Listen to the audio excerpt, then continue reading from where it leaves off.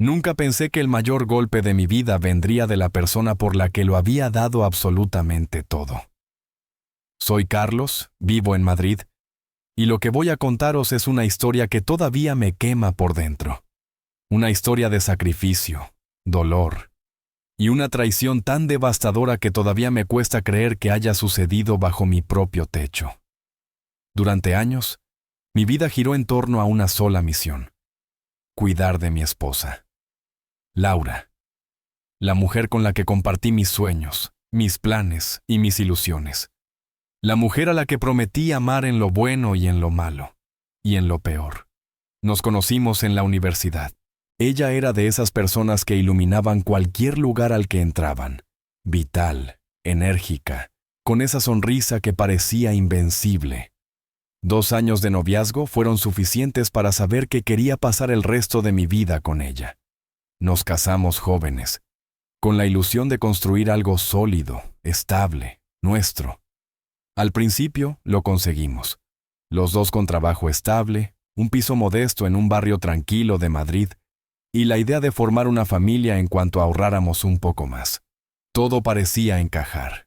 Laura era el alma de cada aventura. Escalada, senderismo, carreras por el retiro. Ella siempre encontraba un reto nuevo, y yo disfrutaba acompañándola, admirando esa fuerza imparable que me había conquistado desde el primer día. Pero todo cambió una tarde lluviosa de octubre. Esa clase de días que parecen normales hasta que se convierten en un antes y un después. Ella volvía del trabajo cuando un conductor borracho se saltó un semáforo en rojo en plena Gran Vía y embistió su coche con tal violencia que lo destrozó por completo.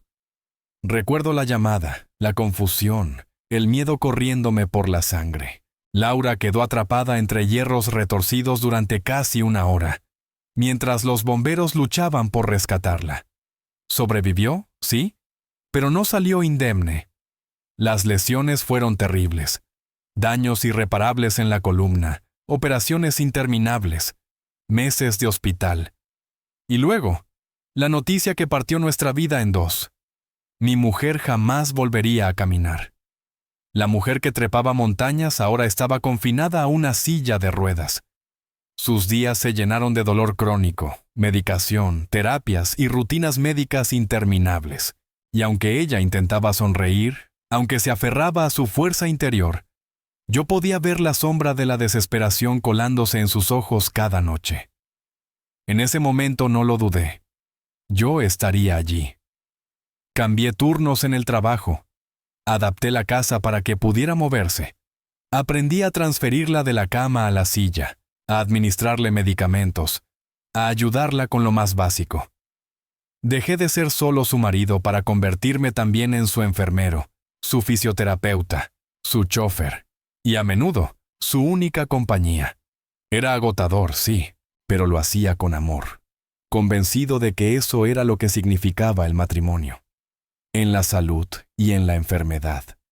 Y si alguien me hubiera dicho entonces que detrás de todo ese sacrificio me esperaba algo infinitamente más doloroso que cualquier operación o rehabilitación, lo habría tomado como una broma cruel. Porque mientras yo entregaba mi vida para sostener la suya, mi mujer escondía un secreto. Un secreto que, tarde o temprano, saldría a la luz. Cuidar de Laura no era solo cuestión de amor. Era también una batalla diaria contra el tiempo, el cansancio y la falta de recursos. Tras el accidente, mi vida cambió por completo. Negocié con mi jefe para trabajar algunos días desde casa. Reduje mis horas cuando había citas médicas y asumí todo lo que ella ya no podía manejar. El seguro del accidente cubrió una parte de los gastos, pero pronto descubrí que no alcanzaba para todo. Medicación, terapias, sillas adaptadas, rampas, obras en casa. La lista parecía interminable, y el dinero se esfumaba como agua entre los dedos. Trabajaba más horas de las que mi cuerpo soportaba. Pasaba el día atendiéndola y por la noche, mientras ella dormía, me quedaba frente al ordenador terminando proyectos para no perder mi empleo. Era agotador, pero yo no lo sentía como un sacrificio, sino como una prueba de amor. Para mí, Cuidar de Laura era tan parte del matrimonio como lo habían sido nuestras primeras escapadas al campo. Convertí nuestro hogar en un campo de batalla contra las limitaciones. Rampas en cada entrada, puertas ensanchadas, un baño totalmente reformado, la habitación de invitados convertida en dormitorio principal para evitar escaleras. Nada de lujos. Cada decisión era una cuestión de necesidad. Pero lo más duro no fueron las reformas físicas, sino las emocionales. Laura comenzó a luchar contra un enemigo invisible, la depresión.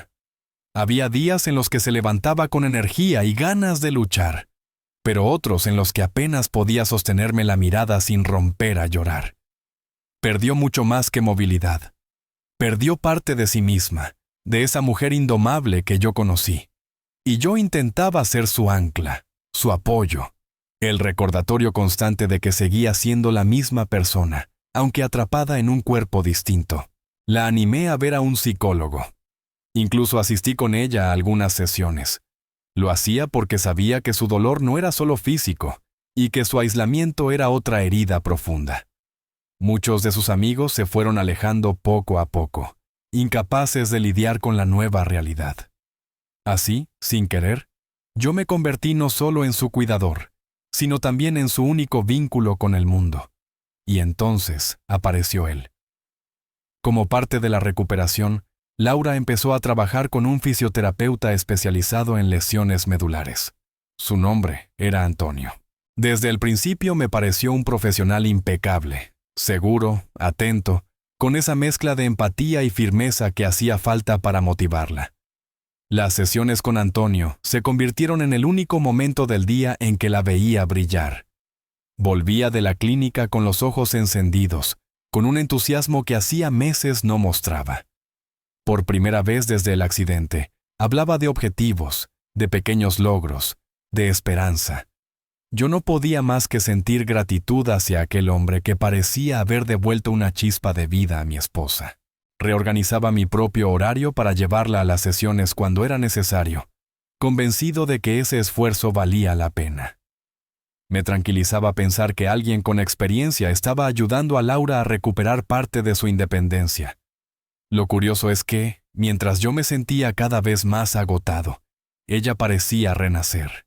Y aunque eso debería haberme dado paz, una inquietud empezó a crecer en lo más profundo de mí. Algo no terminaba de encajar. Laura hablaba cada vez más de Antonio. Su voz cambiaba cuando lo mencionaba. Había admiración, sí, pero también algo más, algo que no supe identificar al principio, o que tal vez no quise ver. Y fue entonces, en medio de toda esa aparente mejoría, cuando empezó a formarse la grieta. Una grieta invisible, silenciosa, que pronto se convertiría en el terremoto que derrumbaría todo lo que yo había construido para nosotros. 5 años habían pasado desde aquel accidente, que cambió nuestra vida para siempre.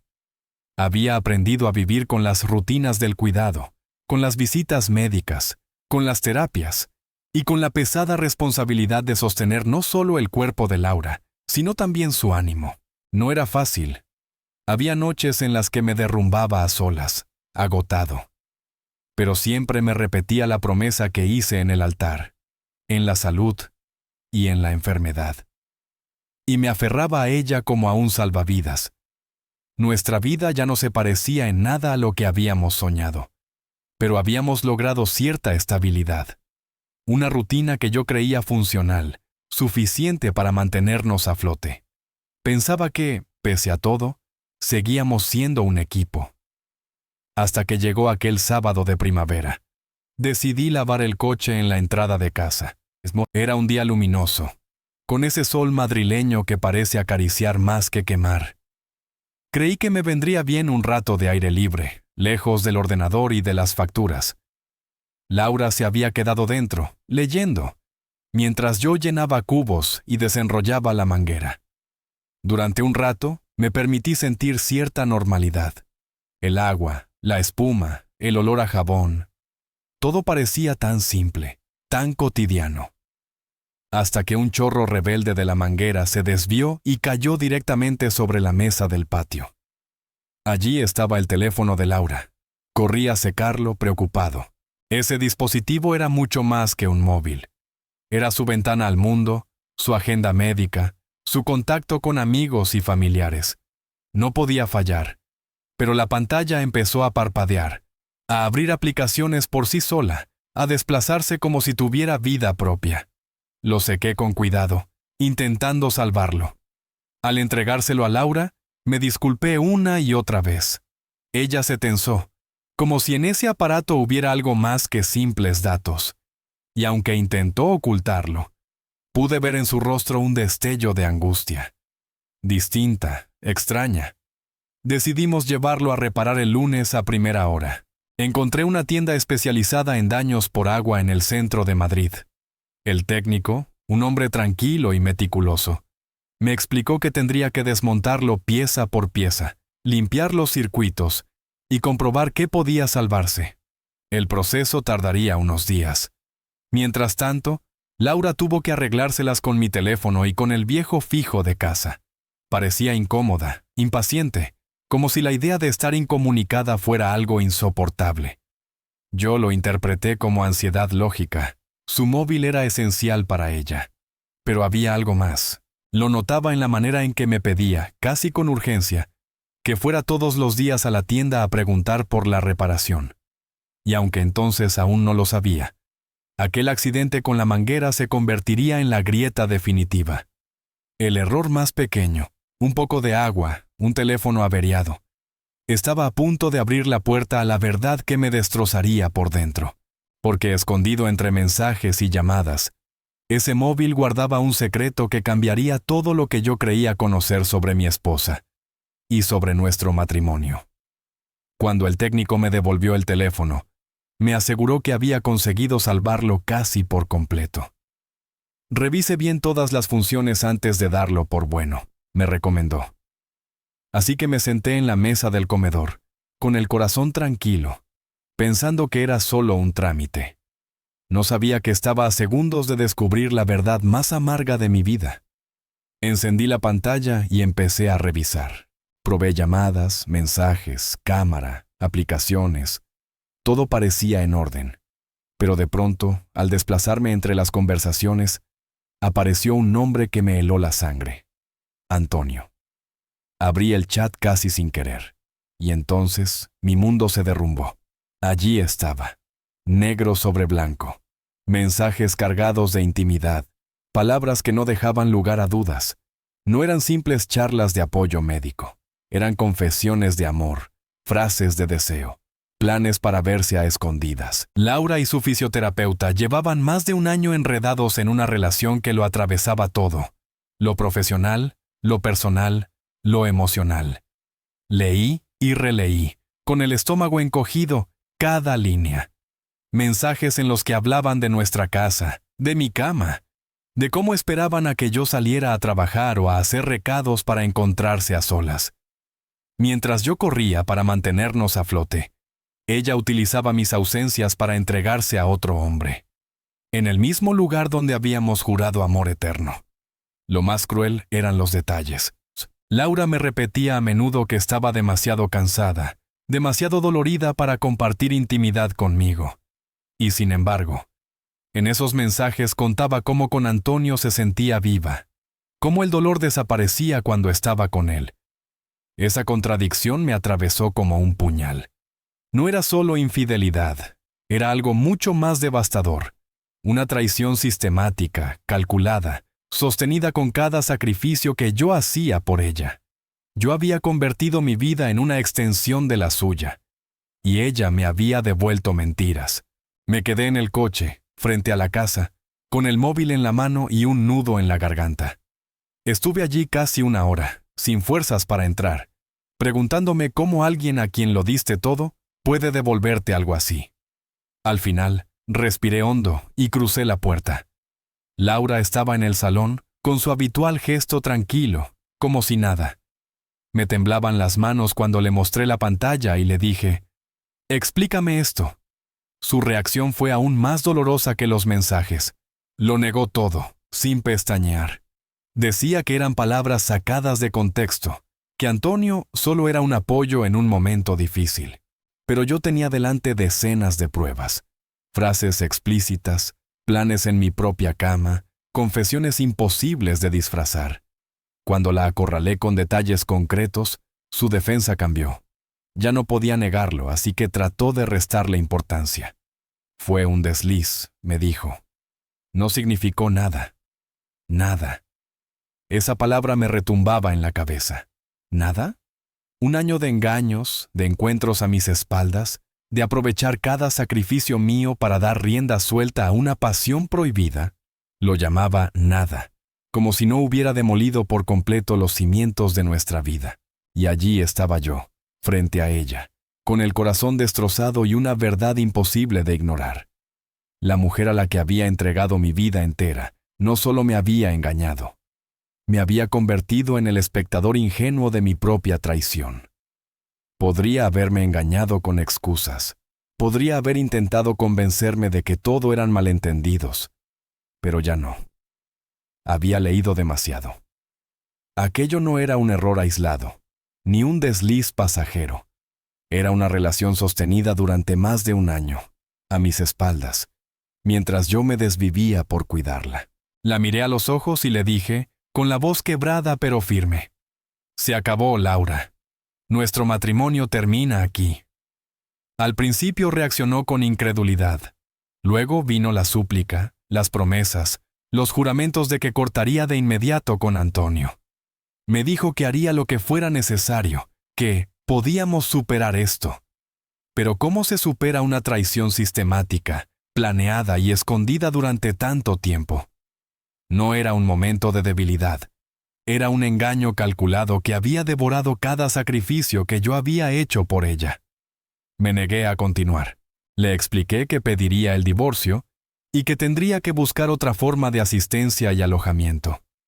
Porque seguir siendo su cuidador después de todo lo que había descubierto era algo emocionalmente imposible para mí. Entonces, su tono cambió. Pasó de las lágrimas a la ira, de los ruegos a la manipulación. Me acusó de abandonarla en el peor momento de su vida, de ser cruel e implacable con lo que, según ella, había sido un pequeño error. Esa frase me atravesó como un cuchillo. ¿Pequeño error? Un año de encuentros a escondidas en mi propia casa, en mi propia cama. Me mudé de inmediato al cuarto de invitados.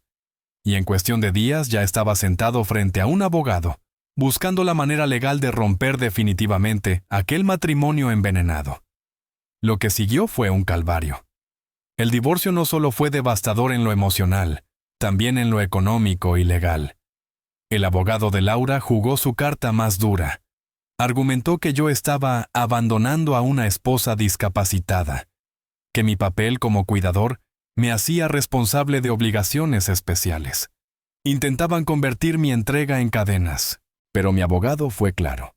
La discapacidad no justificaba la infidelidad, ni le otorgaba derecho a usar mi vida como rehén. Había pruebas sólidas de la aventura, y eso cambiaba todo. La batalla en los tribunales se convirtió en una mezcla envenenada de derecho de familia, cuestiones sobre discapacidad y la crudeza de la traición. Se revisaron historiales médicos, horarios de terapia, registros de citas, y lo que salió a la luz hizo que mi dolor fuera aún mayor. Laura había planificado sus encuentros con Antonio, utilizando las sesiones de fisioterapia como tapadera. Muchas de aquellas citas médicas eran, en realidad, encuentros íntimos con él. Era la confirmación de lo que ya sabía en mi interior. No había nada que salvar. Todo había sido construido sobre mentiras, sobre engaños sostenidos con precisión quirúrgica. La mujer a la que entregué mi vida había usado mi sacrificio como pantalla para vivir una doble realidad. El divorcio avanzó entre acusaciones, pruebas y largas noches sin dormir. Y aunque el proceso me dejó exhausto, al final supe que no había otra salida, porque más que perder a una esposa, lo que había perdido era la confianza en alguien a quien creí incapaz de hacerme daño. Y en ese vacío, lo entendí. A veces, el acto más doloroso de amor propio es soltar a quien te ha destruido. Si hubo un terreno más duro que el emocional, fue el financiero. Cada rampa instalada, cada obra en la casa, cada euro invertido en adaptar nuestra vida a la discapacidad de Laura, se convirtió, en el divorcio, en un argumento legal. Su abogado sostenía que aquellas mejoras eran patrimonio común que debía quedarse con ella, porque la beneficiaban directamente, y además, reclamaba manutención continua, como si su infidelidad no contara. Las negociaciones fueron interminables. Mi abogado defendía lo evidente: la discapacidad no era excusa para destruir un matrimonio, ni un cheque en blanco sobre mis bienes. Pero el desgaste fue brutal, y mientras tanto, tuve que seguir compartiendo techo con ella durante meses, en medio de ese infierno legal. Cada día era un pulso. A veces me pedía perdón con lágrimas y promesas de reconstruir lo imposible. Otras me acusaba de abandonarla en su momento más vulnerable. Pero nada podía borrar lo que había hecho. Ya no había vuelta atrás. La traición había sido demasiado grande, demasiado sistemática. No podía mirarla y seguir siendo su cuidador. No podía imaginar mi vida encadenada a alguien que me había usado como pantalla, mientras construía un mundo secreto con otro. Y el golpe no fue solo para mí. El proceso legal destapó también las consecuencias profesionales para Antonio. Como fisioterapeuta titulado, mantener una relación con una paciente violaba todos los códigos éticos. Cuando salió a la luz en los tribunales, tuvo que enfrentarse a sanciones disciplinarias, a la amenaza de perder su licencia y a la ruptura de su reputación. Su aventura había destruido no solo un matrimonio, sino también su propia carrera. Tras meses de juicios, papeles, abogados y noches en vela, el divorcio se hizo oficial. El acuerdo me obligaba a renunciar a una parte considerable de mis bienes, parte del valor de la casa, ahorros para la jubilación, compromisos económicos que dolieron. Pero lo acepté con alivio, porque ese era el precio de mi libertad, el precio de salir de una prisión construida con engaños.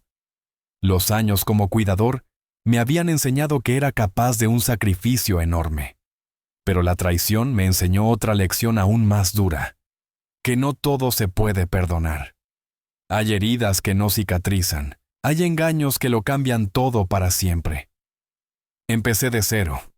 Me mudé a un piso más pequeño, mío, sin rampas ni baños adaptados.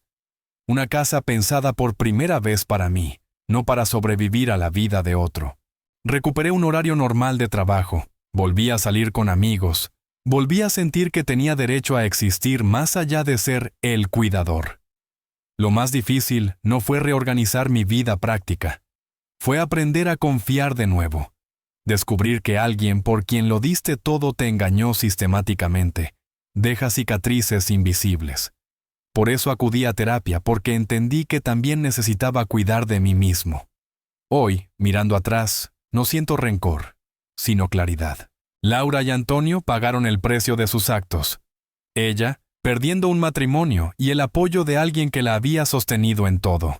Él, arruinando su carrera por una relación prohibida. ¿Y yo? Yo gané lo único que de verdad necesitaba: la libertad de reconstruirme sin mentiras. La vida me enseñó que amar a alguien no significa encadenarse a su traición, que incluso en medio del dolor más profundo, siempre hay un camino hacia adelante, y que, a veces, soltar a quien te rompe no es abandono. Es el primer paso hacia recuperar tu propia vida. La terapia fue un faro en medio de la oscuridad. Allí comprendí algo que nunca había querido aceptar. Ser traicionado por la persona a la que cuidas no es una herida cualquiera. Es un daño profundo, un golpe que mezcla amor, sacrificio y engaño, y que requiere una curación especial. Aprendí que mi dedicación había sido genuina, admirable, que yo cumplí mi promesa de amar y cuidar en la enfermedad, y que su traición, en cambio, hablaba de su carácter, no de mis fallos. Yo honré el compromiso. Ella lo rompió sin piedad. Esa experiencia me enseñó la diferencia entre el amor incondicional y el amor ciego, entre cuidar por devoción y permitir que alguien destruya tu dignidad. Mientras yo entregaba mis fuerzas, ella usaba mi entrega como cobertura para perseguir deseos egoístas. Sin medir el impacto, sin pensar en lo que yo sacrificaba. Hoy, al mirar atrás, reconozco que hubo señales. Su frialdad, su falta de gratitud, la manera en que se refugiaba cada vez más en lo externo. Eran avisos que yo no quise ver. Me aferraba tanto a mi papel de cuidador que me volví ciego al deterioro de nuestro vínculo. La ironía es cruel. Fue un accidente, unas gotas de agua sobre su móvil, lo que destapó toda la verdad. Si no hubiera estado lavando el coche aquel día, quizás habría seguido viviendo engañado, dedicando mis años a una mentira. Por eso, aunque descubrir la traición me destrozó, hoy agradezco que la verdad saliera a la luz. Porque peor que sufrir la verdad es vivir en la ignorancia de un engaño. El divorcio fue costoso, sí, la soledad dolió. Pero también fue liberador, porque me devolvió lo que había perdido: mi vida, mi voz, mi derecho a pensar en mí mismo. Por primera vez en años, dejé de ser el cuidador traicionado y volví a ser simplemente yo. Ahora sé que amar a tu pareja en los momentos difíciles es valioso, pero no significa soportar lo insoportable. Algunas traiciones son demasiado profundas para perdonarlas. A veces, el verdadero respeto propio consiste en cerrar la puerta y marcharse, aunque duela. Laura me enseñó la cara más amarga de la traición. Pero sin quererlo, también me dio la mayor lección: liberarme de una relación unilateral que solo consumía mi vida. Y pienso en esa escena cada vez. El agua cayendo sobre su teléfono. Ese accidente no solo reveló su aventura, también me reveló la verdad de nuestro matrimonio y de quién era en realidad la persona a la que había dado todo. Hoy lo sé. Los descubrimientos más dolorosos son, a veces, los más necesarios. Porque solo cuando se rompen las cadenas de la mentira, puedes avanzar hacia una vida más sana, más auténtica y verdaderamente tuya.